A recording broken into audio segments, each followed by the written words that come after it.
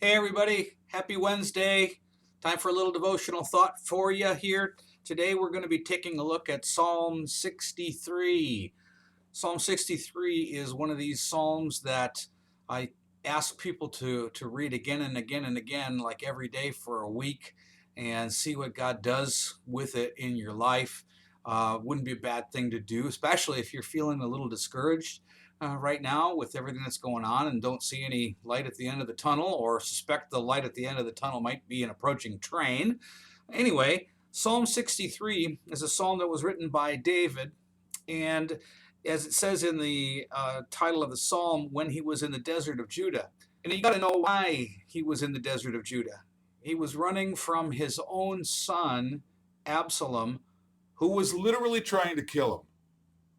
He was trying to usurp the throne, take the kingdom away from his father, King David. And so you can imagine how down David must have been in that situation. And you can hear it in the psalm, Psalm 63.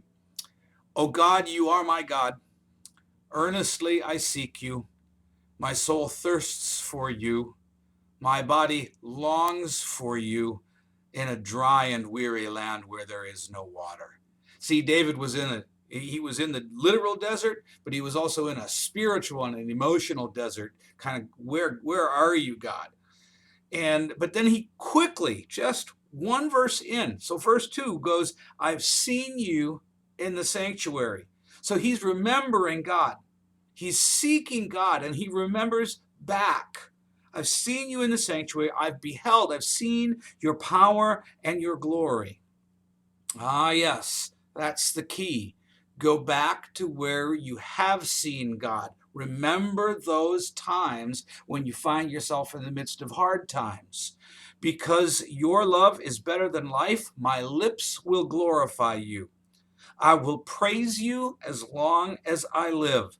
And in your name I will lift up my hands. My soul will be satisfied as with the richest of foods. With singing lips, my mouth will praise you. So he's turning the corner right away because he's remembering God in the sanctuary and God's power and God's glory. He's going to sing praises to him as long as he lives. And he knows he's going to be satisfied. God is going to take care of all of his needs. Then he kind of goes back a little bit and he says in verse 6, on my bed, I remember you. I think of you through the watches of the night. He had some tough nights sleeping. I imagine some of you might have some difficulty sleeping if your mind is all filled with things, if you watch the news too much or you spend too much time on social media right now. You're not going to sleep very well. Well, that was what happened here with David. But who did he think about? Who did he remember from his bed? The Lord. And he thought of him. He says, because you are my help, I sing in the shadow of your wings. Ah, good thing to do. Verse 8, my soul clings to you. Your right hand upholds me. That's what we can do. We can cling to God. We can remember his glory in the sanctuary, and we can cling to God right now because his right hand upholds us. And then he goes on into the specifics. They who seek my life will be destroyed. They will go down to the depths of the earth. They will be given over to the sword and become food for jackals. Verse 11. But the king. Don't miss this, those three words. But the king. He's remembering not only God in his sanctuary, but he's remembering that God made him the king. And he's remembering who he is in God. That's what we need to do. That's what you need to do, is remember who you are in God. He has made you, okay, you're not the king like David was, neither am I, but he has made you his child. He has adopted you, called you by name, washed you in the waters of baptism, and you are his.